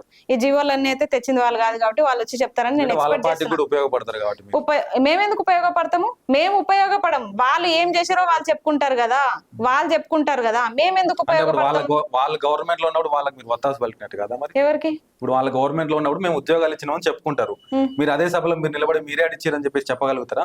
ఎందుకు? వాళ్ళే ఇచ్చిరు కదా, 60,000 ఉద్యోగాలు ఇచ్చింది వాళ్ళే కదా. మరి అంటే బీఆర్ఎస్ అన్ని ఉద్యోగాలు నోటిఫికేషన్, అవును నోటిఫికేషన్లు ఇచ్చింది వాళ్ళే, ఫిల్అప్ చేసింది వీళ్ళు. బీఆర్ఎస్ సగం 100% 60,000 ఉద్యోగాలు బీఆర్ఎస్ ఇచ్చిందా? బీఆర్ఎస్ ఇచ్చింది. నియామక పత్రాలు మాత్రమే కాంగ్రెస్ పార్టీ ఇచ్చింది. చెప్తున్నా కదా, నియామక పత్రాలు మాత్రమే కాంగ్రెస్ పార్టీ ఇచ్చింది. ఎగ్జామ్స్ పెట్టింది కూడా వాళ్ళే, వాళ్ళ హయాంలోనే ఎగ్జామ్స్ రాసినాము. రిజల్ట్ కూడా వాళ్ళ హయాంలోనే వచ్చింది. నేను రాసిన ప్రతి ఎగ్జామ్ కూడా రిజల్ట్ కూడా వాళ్ళ హయాంలోనే వచ్చింది. తర్వాత నియామక పత్రాలు వెరిఫికేషన్లు మాత్రమే ఈ గవర్నమెంట్ లో జరిగినాయి, కాంగ్రెస్ గవర్నమెంట్ లో. అసలు ఈ గవర్నమెంట్ వచ్చినాక ఒక్క నియామకం కూడా చేపట్టలేదా? ఒక్క నోటిఫికేషన్. ఇది గ్రేట్. 20 పోస్టులతో ఇచ్చిర్రు 2 సంవత్సరాల కాలంలో. వీళ్ళ ఘన చరిత్ర ఎంత అంటే 20 పోస్టులతోనే గ్రేట్ పొల్యూషన్ బోర్డు లో నోటిఫికేషన్ ఇచ్చారు. అది కూడా ఏజ్ రిలాక్సేషన్ కిరికిరి పెట్టి ఇచ్చారు. కాదని చెప్పండి. వీళ్ళు మళ్ళా గత డిఎస్సికి 5,000 డిఎస్సిని యాడ్ చేసిర్రు తప్ప వీళ్ళు ఫ్రెష్ గా నోటిఫికేషన్ అయితే ఇవ్వలేదు. ఏ నిరుద్యోగిని అడిగినా ఇదే మాట చెప్తారు. నేను చెప్తే కొంచెం కష్టంగా ఉంటది, కఠినంగా ఉంటది. కానీ రాష్ట్రంలో మూలాలకు పోయి ఏ నిరుద్యోగి ముందైనా మైక్ పెట్టండి, వీళ్ళు ఒక్క నోటిఫికేషన్ ఇచ్చినట్టు చెప్తారా? ఆల్రెడీ ఉద్యోగం చేసిన వాళ్ళకి కూడా అపాయింట్మెంట్లు ఇచ్చిన చరిత్ర వీళ్ళది, జీపీఓలకి కాదా? చెప్తున్నా కదా. అది కూడా రేపు ఇన్కమ్ సర్టిఫికెట్లకి, క్యాస్ట్ సర్టిఫికెట్లకు కూడా వీళ్ళు నియామక పత్రాలు ఇచ్చి ఇస్తారు. అది కూడా అవుతుంది. ఫైనల్ గా ఏం చెప్తారు నిరుద్యోగులందరికీ? ఏం చెప్పబోతున్నారు రాష్ట్ర వ్యాప్తంగా ఉన్న నిరుద్యోగులకి? నేను ఏం చెప్తున్నా అంటే, నిరుద్యోగులు కదిలి రావాలి. ఆ రోజు ప్రత్యేక తెలంగాణ రాష్ట్రం తెచ్చుకోవడానికి కొట్లాడి తెచ్చుకున్న తర్వాత ఇంతే కదా అని అలసిపోయారు మా వాళ్ళు. ఫస్ట్ ఆఫ్ ఆల్ ఇంతే కదా, ఎంత కొట్లాడి తెచ్చుకున్నా ఇంతే కదా అన్న ఒక నిరుత్సాహంలో ఉన్నారు. కాదు, మాలాంటి వాళ్ళం దేనికైనా రెడీ అని కొట్లాడేటోళ్ళం ఉన్నాము. ఇప్పుడు ఒక శ్రీకాంతాచారి వీళ్ళంతా ఎంతో 1,200 మంది ఆత్మ బలిదానాలు చేసుకుంటే ఈ రోజు మనం అందరం చదువుకునే ప్రయత్నం చేస్తున్నాం. కాబట్టి ముందు వరుసలో ఉన్న వాళ్ళు దేనికైనా సిద్ధమనే ఉంటాం. ఉంటాయి, పోతాయి ప్రాణాలు, అంతే తప్ప అందరి జీవితాలు బాగుపడతాయంటే ప్రాణాలు తీసుకోవడానికైనా మేము సిద్ధమే. కానీ మీరందరూ మాకు మద్దతుగా రావాలి. ఎందుకంటే మేము కొట్లాడేదే మీకోసం. అక్కడ కుర్చీలన్నీ ఖాళీగా ఉంటే మాత్రం మా పరువు పోతుంది. దయచేసి నిరుద్యోగులందరూ కూడా ఆ రోజు జిల్లాల వారీగా అందరూ కూడా 30 లక్షల మంది నిరుద్యోగులు ఉన్నారు. అంతమంది రాలేరు, మేము చెప్పాము కూడా అంతమంది రండి అని. కానీ అందులో జెన్యూన్ గా మేము నష్టపోతున్నాం ఖచ్చితంగా అని అనుకునే వాళ్ళు ఉంటారు కదా. వాళ్ళందరూ కూడా చాలా రోజుల తర్వాత ఒక సభ ఏర్పాటు చేసినాం మేము. అందులో ముఖ్యంగా నేను పోయి పర్మిషన్ లెటర్ పెట్టిన. అబ్బాయిలు చేయాలి ఈ పనులు కానీ నేను పోయి పెట్టిన, ధైర్యంగా పోయి. ఏదైతే అది అయింది, పెడదాం సభ ఖచ్చితంగా అని. చాలా బెదిరింపు కాల్స్ వస్తున్నాయి, చాలా ఒత్తిడులు ఉంటాయి, ఒకరు ముందుకొచ్చి కొట్లాడుతుంటే చాలా ఉంటాయి. కానీ ఇవన్నీ తట్టుకొని కూడా నేను పోయి మీ అందరి కోసం చేస్తున్నా. దయచేసి మీరందరు రాకపోతే మాత్రం ఇది వృధా అయిపోతుంది. నెక్స్ట్ టైం నోటిఫికేషన్లు అడిగే అవకాశం మనకు ఉండదు. మన సభ ఏమైందా, ఏం చేసిర్రు అంటారు. అదే రోజు నెక్స్ట్ డేనే స్టార్ట్ చేస్తారు అన్నట్టు. గాంధీ భవన్ లో ప్రెస్ మీట్లు పెట్టి మాట్లాడతారు. కాబట్టి మీరందరూ కూడా ఖచ్చితంగా రావాలని చెప్పేసి మే 20న జరిగే నిరుద్యోగ ఆవేదన సభలో అందరు కూడా ప్రతి నిరుద్యోగి మీరే మీ బాధను వ్యక్తపరచాలి. మేము ప్రతిరోజు మాట్లాడతాం. ఆ రోజు నేను మాట్లాడకపోయినా పర్లేదు, కానీ నిరుద్యోగులు వచ్చిన వాళ్ళు మాట్లాడే ఛాన్సెస్ ఎక్కువ ఉంటాయి. మీరు వచ్చి మీ బాధని చెప్పుకోవాలనే కోరుకుంటున్నా. చాలా మంది మెసేజ్లు కూడా పెడుతున్నారు కొత్త వాళ్ళు ఇన్స్టాగ్రామ్ లో అక్కడిక్కడ. ఆ పోస్ట్ పెట్టగానే అందరు కూడా మేము వస్తాము, మా బాధను చెప్తాము, పాటలు కూడా రాసిరు చాలా మంది. వాళ్ళందరికీ కూడా నేను ఆహ్వానం చెప్తున్నా, అందరు కూడా తప్పకుండా రావాలి. మాజీ ప్రస్తుత విద్యాశాఖ మంత్రులు కూడా అలాగే, లేదు మా విద్యాశాఖ మంత్రి అవసరమా మీకు, మేమే వస్తామని ఛాలెంజ్లు విసురుతారు కదా కొంతమంది కాంగ్రెస్ నాయకులు. మీరైనా రావచ్చు. Okay right. ఇంతసేపు మనము ఉద్యోగాలు, నియామకాలు, పరీక్షల గురించి మాట్లాడుకున్నాం కాబట్టి నిన్న మొన్న కూడా నీట్ ఎగ్జామ్ ఒకటి దేశవ్యాప్తంగా జరిగిన నీట్ ఎగ్జామ్ లో 23 లక్షల మంది పరీక్ష రాసిండ్రు. మే 3వ తారీఖు ఎగ్జామ్ జరిగింది, 2వ తారీఖు పేపర్ లీక్ అయింది. సో ఆ వ్యవహారం అంతా ఒక 2-3 రోజుల నుంచి నడుస్తా ఉన్నది. ఎట్లా చూస్తున్నారు నీట్ ఎగ్జామ్ రద్దు కావడానికి? మీరు ఎట్లా చూస్తున్నారు? ఇప్పుడు ఇది కొత్తగా కాలే. ఎట్లయితుందంటే ఈ 10 సంవత్సరాల తెలంగాణలో అదే కదా అన్ని ఎట్లయితుందంటే ఈ 10 సంవత్సరాల కాలంలో గ్రూప్ 1 అయితే 3 సార్లు రాసినాం. చదివిన వాళ్ళ పరిస్థితి ఎట్లుందంటే నేనంతే టీచర్ ఆస్పిరెంట్ని కానీ ఆ గ్రూప్ 1 స్థాయిలో చదివిన వాళ్ళు ఎట్లా సఫర్ అయ్యారో నేను చూసిన. నాతో పాటు చదివిన వాళ్ళు లైబ్రరీలో రాస్తారు. రాసిన తర్వాత అది రద్దు అంటే ఒక పిడుగు వార్త. అది ఒక కుటుంబంలో నేను ఈ ఫస్ట్ ర్యాంక్ లో ఉంటా, టాప్ 10 లో నేను ఉంటా అనుకునే విద్యార్థులు ఎంత సఫర్ అవుతారు. వాళ్ళు నిజంగా 3 సార్లు గ్రూప్ 1 అభ్యర్థులు అయితే 3 సార్లు పరీక్ష రాసి మానసిక క్షోభ అనుభవించి సచ్చి లేచిరు. ఇప్పుడు ఎగ్జామ్ పెడితే ఎప్పుడు కొట్టుకుందాం అన్నట్టు ఉన్నారు వాళ్ళు. కానీ నోటిఫికేషన్లు అడగాలంటే మళ్ళీ ఎప్పుడు రద్దు చేస్తారో అన్న భయం ఒకటి ఉంది. పేపర్ లీకేజ్లు ఎట్లయితే తెలియదు ఫస్ట్ ఆఫ్ ఆల్. అసలు అందుకే సిలబస్ కమిటీ ఏది, అసలు సిలబస్ ఏంది, సిలబస్ ని మారుస్తామన్నారు. అసలు టీజీపీఎస్సీ బోర్డులో సభ్యులు ఎక్కడ ఉన్నారు, ఇంకా అసలు మొత్తం ప్రక్షాళన చేస్తామన్నారు. ఏంది ప్రక్షాళన? టీజీపీఎస్ చైర్మన్ ని మార్చడమే ఒక్కటే ప్రక్షాళన? అందులో సభ్యులు ఎవరు అవసరం లేదా? ఇంకా చాలా మంది ఫ్యాకల్టీ లేరు దాంట్లో. ఇంకా ఫస్ట్ మా నోటిఫికేషన్ కాదు, టీజీపీఎస్సీ బోర్డు నోటిఫికేషన్ వేయండి. అందులో కూడా చాలా ఖాళీలు ఉన్నాయి, అందులో ఫిలప్ చేయండి. ఫస్ట్ సెక్రటరేట్ లో ఫిలప్ చేయండి. ఎంతో మంది ఐఏఎస్లు తెలంగాణ నుంచి చదువుకున్న వాళ్ళు ఉన్నారు, రిటైర్ అయిన వాళ్ళు ఉన్నారు. వాళ్ళందరికీ ఒక అవకాశం కల్పించండి. తెలంగాణ బిడ్డలకి అవకాశాలు లేవా? ఇంకా ఆంధ్రోలు, పక్క రాష్ట్రం వాళ్ళు, కేరళ వాళ్ళు వీళ్ళే కావాలా మీకు? ఏమైనా ఐఏఎస్లు అంటే ఆంధ్రోలు కావాలట, టీచర్లు అంటే కేరళ టీచర్లు కావాలట. ఇక్కడ వాళ్ళు టీచర్లకి కనిపిస్తలేరా? అందరు సీఎంలే గారు కదా. గవర్నమెంట్ స్కూల్లో చదువుకున్న వాళ్ళంతా సీఎం గారు, విద్యాశాఖ మంత్రి గారు, హోమ్ మినిస్టర్ గారు. మేము టీచర్లం అవ్వాలనుకుంటున్నాం. మీరు మా స్థానంలో కేరళ టీచర్లను పెడితే మా పొట్ట కొట్టి మీరు వాళ్ళని ఎందుకు పెడుతున్నారు? 10,000 15,000 ఇచ్చినా ఇక్కడ వాళ్ళు సిద్ధంగా ఉన్నారు చేయడానికి, ఉద్యోగం కోసం ఏదో ఒకటి వస్తే చాలు అనుకొని.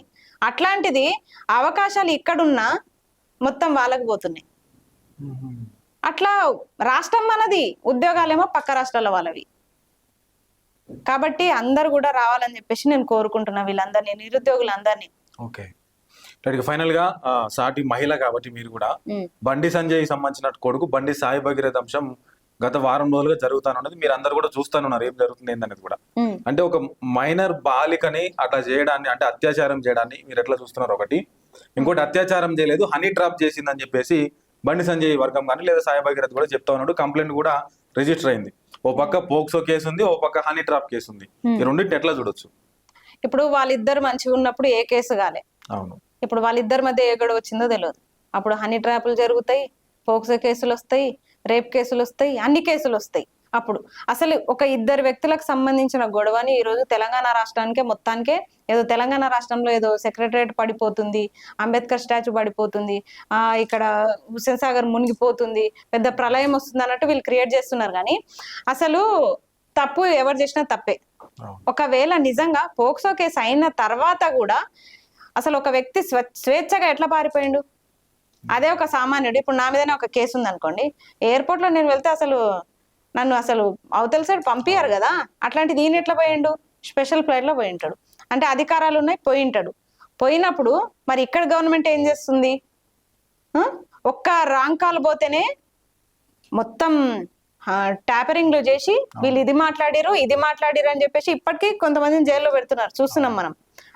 మన ఫోన్లోనే ట్యాపరింగ్ లో ఉంటాయి, మరి వాళ్ళ ఫోన్లు ట్యాపరింగ్ లో లేవా? ఇంటెలిజెన్స్ వాళ్ళని గమనిస్తలేదా? మరి ఎటు పోయిండు? ఇంకొకటి, మైనర్ కేసు, మైనర్ బాలిక అంటున్నారు. ఆమె ఒక్కతే మైనర్ బాలికనా? నేను అక్కడ అడుగుతున్నా.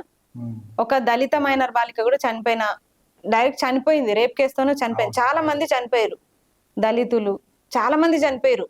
అంటే తక్కువ కులం వారు చనిపోతేనేమో ఏ కేసులు ఉండవు, ఏ చట్టాలు ఉండవు.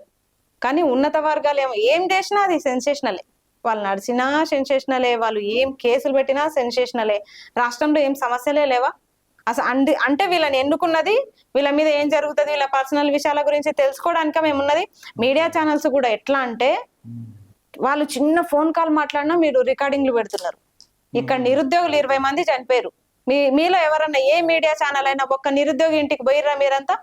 వాళ్ళ అమ్మ వాళ్ళ అయ్యా కష్టాలు మీరు చూసిర్రా? ఆ నిరుద్యోగి చనిపోయిన తర్వాత వాళ్ళ మీదనే ఆధారపడి ఉన్న కుటుంబాల సమస్యలు మీరు చూసిర్రా? నిరుద్యోగులనే కాదు, 1200 మంది ఆత్మ బలిదానాలు చేసుకున్నారు తెలంగాణ కోసం. ఆ 1200 మంది మీకు తెలుసా? వాళ్ళ కుటుంబాలు మీకు తెలుసా? ఎవరికన్నా తెలుసా? ఎవరికి తెలియదు అసలు. అంటే చనిపోయినోడు పోని, ఎటన్నా పోని, వాళ్ళ శవాల మీద మేము కూర్చున్నాము, మేము బాగుంటే చాలు, మా పిల్లలు బాగుంటే చాలు, మీరు బాగుంటే చాలా. ఇంకొకటి, ఇప్పుడు మంత్రి కొడుకు అయింది, ఎవరి కొడుకు అయింది, తప్పు చేసిండు, తప్పు చేసినప్పుడు ఆయననే చెప్తున్నాడు, నా కొడుకు తప్పుంటే శిక్షించండి అని. అంత ధైర్యంగా ఏ తండ్రి కూడా చెప్పండి నాకు తెలిసి. ఇప్పుడు ఇంకొకటి ఏం జరుగుతుందంటే ఇక్కడ భగీరథ్ తప్పు చేసిండు, బండి సంజయ్ కాదు కదా. బండి సంజయ్ మీద పోక్సో కేసు అయినట్టు ఈ న్యూస్ లేంది ఆయన కేంద్ర మంత్రి అని చెప్పేసా? కాదు కదా. దమ్ముంటే హోంశాఖ మంత్రి భగీరథ్ని పట్టుకొని పోక్సో కేసు అయింది కూర్చోబెట్టండి జైల్లో. అప్పుడు నిర్ధారించండి ఎవరిది తప్పు, నిజాలు తెలుసు, ఇన్వెస్టిగేషన్ లో తేలుతాయి కదా. ఇవన్నీ తెలుసుకోకుండా ఉట్టిగా వైరల్ బయట అంతే. ఇక ఏది పడితే అది మాట్లాడుతా ఉన్నారు. ఇన్వెస్టిగేషన్ కాకుండా, కేసు కాకుండా, ఒక కేంద్ర మంత్రి కొడుకు కాబట్టి పైన కేంద్ర మంత్రి మొత్తం చక్రం తిప్పుతున్నాడు. దట్టు ఆయన అదే శాఖకు సంబంధించిన మా సహాయ మంత్రి కూడా కాబట్టి ఇక పారిపోవచ్చు, చట్టాలు పనిచేయవు, శిక్షలు పనిచేయవు అనే రీతిలో మాట్లాడుతున్నారు. ఇప్పుడు హోంమంత్రి అక్కడ చక్రం తిప్పుతుంటే ఇప్పుడు రాష్ట్ర హోంశాఖ మంత్రి ఏం చేస్తున్నాడు? అబ్బా, అల్లు అర్జున్ విషయంలో చక్రం తిప్పలేదా? ఇక మిగతా విషయాల్లో చక్రాలు తిప్పలేదా? అప్పుడు తిరిగిన చక్రాలు ఇప్పుడు ఎక్కడ పోయినాయి అంటున్నాం మేము. ఇప్పుడు ఎక్కడ పోయినాయి? చక్రాలు అరిగిపోయినాయా? ఇప్పుడు పరిగెడతలేరా? ఇప్పుడు పట్టుకోండి మరి. అప్పుడు ఆయన సెలబ్రిటీ, ఈయన సెలబ్రిటీ కదా, సెలబ్రిటీ కొడుకు కదా. ఇద్దరికి ఒకటే న్యాయం ఉండాలి. అల్లు అర్జున్ని తీసుకుపోయి కస్టడీలో కూర్చోబెట్టలేదా? అప్పుడు న్యాయం వర్తించింది, ఇప్పుడు ఎందుకు వర్తిస్తలేదు? ఎందుకు మీరిద్దరు ఆర్ఎస్ బ్రదర్స్ అని బయట టాకు. ఇది నేను చెప్తున్న మాట కాదు, నేను చూడలే, నాకు తెలియదు. ఇదంతా బయట వస్తున్న వార్తలే. మేము కూడా అందరితో పాటు ఇట్లా యూట్యూబ్స్ లో, మీడియాలో వింటున్న వార్తలే. మరి మీరు ఏం చేస్తున్నారు? పట్టాల్సింది బండి సంజయ్ని కాదు, ఆయన కొడుకుని పట్టుకోండి కదా. ఆయన తండ్రి కాబట్టి కాపాడాలని ట్రై చేస్తారు. ఏ తండ్రి అయినా అట్లా చేస్తారు. ఎవరైనా వాళ్ళ పిల్లల్ని ఇబ్బంది పెట్టాలనుకుంటారా? మరి బండి సంజయ్ మీద ఎందుకు? ఆయన కొడుకుని అనండి కదా, కొడుకుని పట్టుకోండి కదా, సాక్ష్యాలు ఉన్నాయి కదా. ఆ అమ్మాయి ముందుకొచ్చి కేసు పెట్టింది కదా. ఇప్పుడు ఆ అమ్మాయి మైనరే కాదు, మేజర్ అని కొత్త విషయం వస్తుంది సర్టిఫికెట్ల ప్రకారం. ఏది నమ్మాలి మేము? దేనికి ఆధారాలు లేవు. కొన్ని ఫోటోలు వచ్చినాయి, సరే అవన్నీ మేము నమ్మినాము. భగీరథ్ తప్పు ఉందని అందరం కూడా నమ్మినాం. 100% తప్పు ఉంది, శిక్షించండి. ఎవరు ఆపుతున్నారు మిమ్మల్ని? తెలంగాణ ప్రజలు ఎవరైనా ఆపుతున్నారా? ఏ మహిళా సంఘాలు ఆపుతున్నారు? చాలా మంది కూడా స్పందించారు కదా. మరి కాంగ్రెస్ మహిళలు ఎందుకు స్పందిస్తలేరో నాకు అర్థమైతలేదు. ఎందుకు స్పందిస్తలేరు మరి? చాలా బ్యాక్వర్డ్ ఏరియాస్ నుంచి వచ్చి ఇప్పుడు మంత్రులైన వాళ్ళు చాలా మంది ఉన్నారు కదా. మరి వాళ్ళందరూ స్పందించాలి కదా, మహిళలే స్పందించాలి కదా. అంటే ఏమనుకోవచ్చు స్పందించకపోవడం పట్ల? ఇప్పుడు ఇద్దరు ఒకటే అని అనుకోవచ్చు కదా, మనం అనుకోవచ్చు. రెండు పార్టీలు బీజేపీ కాంగ్రెస్ ఒకటే. ఇప్పుడు వాళ్ళ స్నేహాన్ని వాళ్ళు నిరూపించుకుంటున్నారు బలంగా. ఇప్పుడు అదే అంటున్నాం, అల్లు అర్జున్ కి అయితే ఒక్కటే రోజుల యాక్షన్ ప్లాన్ వర్కౌట్ అయింది, చక్రాలు తిరిగినాయి. ఇక్కడ భగీరథ్ విషయంలో ఈయన తెలంగాణ రాష్ట్రం వదిలిపెట్టి పోయేంత ఎక్కడుంది? ఇంకొకటి తెలంగాణ షామ్ ఎక్కడున్నాడు? ఈరోజు మార్నింగ్ నుంచి కనిపిస్తలేడు, ఎక్కడ పోయిండు? తెలంగాణ షామ్కి ఏమన్నా అయితే మేమందరం ఊకుండే ప్రసక్తి లేదు. ప్రశ్నించిన వాళ్ళ మీరు ఏదో ఒక ఇబ్బంది పెడతా ఉన్నారు. ఇప్పుడు మాలాంటి వాళ్ళు ఎవరైనా ప్రశ్నిస్తే ఇప్పుడు నన్ను నిరుద్యోగి కాదు అన్నట్టు ఆయన మీద కూడా ఏదో ఒకటి వేస్తారు. కాబట్టి ప్రశ్నించేటోళ్ళని బంధించడం కాదు, తప్పు చేసిన వాళ్ళని బంధించండి, అప్పుడు అన్ని బయటకు వస్తాయి. అంటే ఫైనల్ గా మీరు ఒక మహిళ కాబట్టి చెప్పండి, ఇప్పుడు ఈ ఇష్యూ పట్ల దీన్నే చూస్తే చివరికి ఇబ్బంది పడుతున్నారు అంటే ఒక మైనర్ బాలికనే, సరే మేజరా మైనరా పక్కన పెడితే ఒక మహిళ ఇబ్బంది పడుతుంది. ఈ విషయం ఇట్లా ఉంటే ఇప్పుడు లవ్ జిహాదీ చూసుకున్నా కూడా అక్కడ కూడా మహిళలే ఇబ్బంది పడుతున్నారు. సో ఇంకొక రకంగా హనీ ట్రాప్ లాగా చూసుకున్నా, ఇంకో ట్రాప్ లాగా చూసుకున్నా, సో అబ్బాయిలు బాగానే ఉంటారు కానీ చివరికి వస్తాక అమ్మాయిలే ఇబ్బంది పడుతూ ఉన్నారు. అది డబ్బుకి ఎరబడుతున్నారా, లేదంటే వ్యామోహాలక ఇంకో దానికి పక్కన పెడితే మొత్తానికి వాళ్ళ వల్ల పడుతున్నారు, ఇబ్బంది పడిన తర్వాత బయటకు వస్తున్నారు. అంటే సాటి మహిళగా ఉన్నటువంటి సమాజంలో ఉన్నటువంటి మహిళలందరూ ఎట్లా జాగ్రత్తగా ఉండాలి, ఎట్లా వీటి పట్ల బయటపడాలి, ఎట్లాంటి జాగ్రత్తలు తీసుకోవాలంటే ఏం చెప్తారు? అమ్మాయి పుట్టిందంటే ఖచ్చితంగా చనిపోయే వరకు ఖచ్చితంగా ఏదో ఒకటి మచ్చ అయితే ఖచ్చితంగా పెడతారు. ఎంత పర్ఫెక్ట్ ఉన్నా సరే ఏదో ఒక స్టేజ్ లో, కాలేజ్ డేస్ లోనో, స్కూల్ డేస్ లోనో, పెళ్లి తర్వాతనో, అసలు పెళ్లికి ముందు ఏదో రకంగా అయితే అమ్మాయి అయితే బ్లేమ్ అవ్వడం అయితే ఖాయం. అమ్మాయి పుట్టిన తర్వాత ఖచ్చితంగా అవుతాం, ఎంత పర్ఫెక్ట్ ఉన్నా. మేము జాగ్రత్తగానే ఉంటున్నాం. ఇంకొకటి, ఇప్పుడు మేము ఎంత పర్ఫెక్ట్ ఉన్నా ఒక అర్ధరాత్రి 12 గంటలకు నడిచే ప్రయత్నం చేసినాం అనుకోండి, ఇక మనం చూసినాం మొన్న, అది వాస్తవం. ఆమె ఒక డ్యూటీలో ఉన్న ఆఫీసర్ కాబట్టి ఎక్స్ప్రెస్ చేసింది, మేము ఎక్స్ప్రెస్ చేయలేము. ఒక ట్రైన్ లో వెళ్తుంటే చాలా సిచ్యువేషన్స్ ఎదురైనాయి నాకు కూడా. ఇప్పుడు చూస్తుంటాము ఎంత గలీజ్గా ఉంటారంటే, ఒక అమ్మాయి ఒంటరిగా నడుస్తుందంటే ఇక అదేనా, ఇంకో వేరే ఏముండదా? వస్తావా అనే మాట తప్ప ఇంకొకటి రాదు. ఒక అమ్మాయి ఒంటరిగా నడుస్తుందంటే, పోనీ ఎవరన్నా పక్కన పెట్టుకొని తిరుగుతున్నామా అంటే, బ్రదర్ అయినా సరే ఇంకేదో అల్లేస్తారు. ఇట్లాంటి సమాజంలో మనం బతుకుతున్నాము. అమ్మాయిలు జాగ్రత్తగానే ఉన్నారు, కానీ అది సొసైటీ వల్లనో పరిస్థితుల వల్లనో అమ్మాయి చెడ్డదిగా మారిపోతుంది అంతే. ఇంకొకటి, అమ్మాయిలని విలన్ చేయడం అంటే సమాజానికి చాలా ఇంట్రెస్ట్. అమ్మాయి విలన్ అయిపోవాలి. ఇప్పుడు నరసింహ సినిమాలో సౌందర్య క్యారెక్టర్ కంటే నీలాంబరి క్యారెక్టర్ కే ఎక్కువ ఫ్యాన్స్ ఉంటారు. అట్లా అమ్మాయిని విలన్ గా చూడడం చాలా ఇష్టం సమాజానికి. అట్లా ఉంటారు సమాజంలో. కాబట్టి మనం ఎంత జాగ్రత్తగా ఉన్నా మన మీద పడే నిందలు పడుతూనే ఉంటాయి, మన మీద ఏదో కళ్ళు ఉండనే ఉంటాయి ఖచ్చితంగా. ఆ కళ్ళనంతా మనం దాటుకొని ఈరోజు బతుకుతున్నాము. కానీ దీంట్లో కూడా తప్పుని తప్పని చెప్పే ధైర్యం చేయండి. అమ్మాయిలకు నేను అదే చెప్తున్నా. చాలా మంది బయటికి రావట్లే. మన రిజర్వేషన్లు పోయినా బయటికి రారు, మన మీద నిందలు వచ్చినా బయటికి రారు. మనం పోతే మన కుటుంబాలు ఇబ్బంది పడతాయేమో. ఏమి ఇబ్బంది పడతాయి? ఆ కుటుంబం ఇబ్బంది పడుతుంది అని చెప్పేసి ఆ కుటుంబం పడాల్సిన నిందలన్నీ ఒక ఆడపిల్ల మాత్రమే భరించాలా ఇంట్లో? అంతే కదా. కాబట్టి అమ్మాయిలు బయటికి రావాలి. మన కోసమే షీ టీంలు, మన కోసమే ఉమెన్ కమిషన్లు, మన కోసమే ఎన్నో సెక్షన్లు ఉన్నాయి. అవన్నీ మన కోసమే పెట్టిరు. మనం వాడనందుకే అవి బూజు పట్టిపోతున్నాయి. వాడండి, అవన్నీ వాడండి. మన డీటెయిల్స్ ఏం బయటికి చెప్పరు కదా, ఎవ్వరు చెప్పరు. ఇప్పుడు కాబట్టి ధైర్యంగా వచ్చి మిమ్మల్ని ఎవరైతే ఇబ్బంది పెడుతురో వాళ్ళని శిక్షించండి అని చెప్తున్నాం. శిక్షించకపోతే వాళ్ళే మనల్ని భక్షించే స్టేజ్కి వస్తుంది కథ. కాబట్టి అమ్మాయిలు ధైర్యంగా ఉండాలి. అర్ధరాత్రి అయినా ఏదైనా, మొన్న ఆ మేడం పట్టించింది కాదు, 100 డైల్ ఎవరికైనా ఉంటది, చేయాలి. కానీ 100కి డైల్ చేసేంత దమ్ము ఆడపిల్లలకు ఉంది. కానీ 100కి డైల్ చేసిన తర్వాత అవతల లిఫ్ట్ చేసి వాళ్ళు స్పందించే దమ్ము వ్యవస్థకు ఉందా, పోలీసులకు ఉందా? ఫోన్ చేసిన అర్ధగంటకైనా వాళ్ళు రారు. అట్లా కూడా ట్రై చేసినాం మేము, రారు, స్పందించరు. వాళ్ళు వచ్చే వరకే ఇక్కడ రేప్ అన్న జరుగుతుంది, మర్డర్ అన్న జరుగుతుంది. ఇట్లా జరుగుతున్నాయి, చూస్తున్నాం మేము. చర్య ఉండాలి, ప్రతిచర్య ఉండాలి. అమ్మాయిలు ధైర్యం చేసి ఫోన్ చేసినప్పుడు పోలీసులు కూడా అదే తీరుగా రియాక్ట్ అవ్వాలి. Thank you Asma. ఇంకా మీరు అనుకున్నటువంటి నిరుద్యోగుల కోసం ఏదైతే మీరు కొట్లాడుతూ ఉన్నారో, సో ఖచ్చితంగా మీకు సపోర్ట్ ఉంటుంది. ఎప్పుడు కూడా మీరు నిరుద్యోగుల పక్షాన్ని కొట్లాడాలి. త్వరలో మీకు కూడా జాబ్ రావాలని చెప్పేసి కూడా మేము కూడా కోరుతా ఉన్నాం. సో చూస్తున్నాం కదా, ఇది మరి ఆ నిరుద్యోగుల పక్షాన ఉన్నటువంటి వాదన. సో ప్రభుత్వం ఏర్పడిన తర్వాత ఇచ్చినటువంటి హామీలు ఎక్కడ పోయినాయి? మమ్మల్ని దోలుకొని పోయినరు కదా, మీరు ప్రభుత్వం అధికారంలోకి రావడానికి మేము ఉపయోగపడ్డాం కదా. గుళ్ళల్లో పండుకున్న పిల్లలు ఉన్నారు, ఆడపిల్లలు ఉన్నారు, దోమలు గరిచినటువంటి పిల్లలు ఉన్నారు. ఇవాళ వాళ్ళందరికీ మీరు ఏం సమాధానం చెప్తారు? ఇవాళ నిరుద్యోగుల కోసం కొట్లాడినటువంటి మీ పార్టీలో ఉన్న వాళ్ళకి పదవులు వచ్చినాయి, మాకేం కనీసం ఉద్యోగాలు కూడా రాకపోయాయని చెప్పి మాట్లాడుతూనే ఇవాళ నీట్ పరీక్ష మీద కూడా తీవ్రంగా విమర్శిస్తూ బండి సంజయ్ విషయంలో చేసిన ఆయన కొడుకు తప్పైతే ఎందుకు బండి సంజయ్ మీద అంత రాద్ధాంతం చేస్తా ఉన్నారు? సో వీలైతే హోంశాఖ కావచ్చు, ఇంకేదైనా పోలీస్ అధికారులు ఆయన కొడుకును పట్టుకొని రండి. ఎక్కడో అడవిలో ఉన్నటువంటి వాళ్ళని పట్టుకున్నటువంటి పోలీసులు బండి సాయి భగీరథ ఎందుకు దొరకడం లేదు మీకు?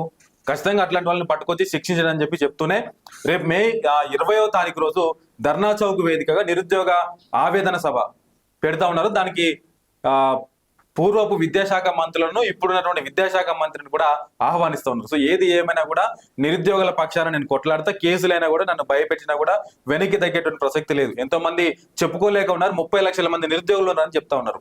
సో వాళ్ళందరి పక్షాన నేను ఎప్పుడు కూడా కొట్లాడుతూనే ఉంటాను. నా మీద కేసులైనా, నన్ను ఇబ్బంది పెట్టినా కూడా నేను వెనక్కి తగ్గేటువంటి ప్రసక్తి లేదు. ఖచ్చితంగా నిరుద్యోగులందరికీ అంటే ఉద్యోగ నోటిఫికేషన్లు వచ్చేంత వరకు కూడా మా పోరాటం న్యాయబద్ధంగా కొనసాగుతుందని చెప్పేసి ఆస్మా చెప్తా ఉన్నారు. ఇలాంటి మరిన్ని వీడియోస్ కోసం చూస్తూనే ఉండండి విశ్వం టీవీ.